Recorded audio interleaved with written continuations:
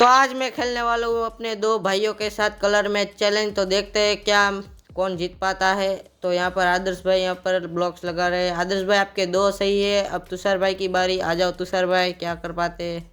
तुषार भाई आपका एक सही है। अभी आदर्श भाई की बारी है। आदर्श भाई जल्दी जल्दी जल्दी जल्दी, चलो जल्दी। हाँ, अब आदर्श भाई अभी जल्दी करो आदर्श भाई। हेलो, आपके आदर्श भाई एक सही है आदर्श भाई आपके।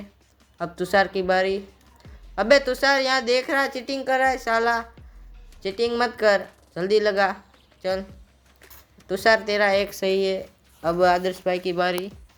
आदर्श भाई जल्दी लगाओ। Okay okay okay. ओ आदर्श भाई के तीन सही है, तीन। अब तुषार भाई की बारी, जल्दी।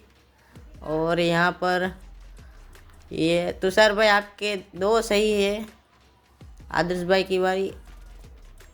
ओ आदर्श भाई विनर।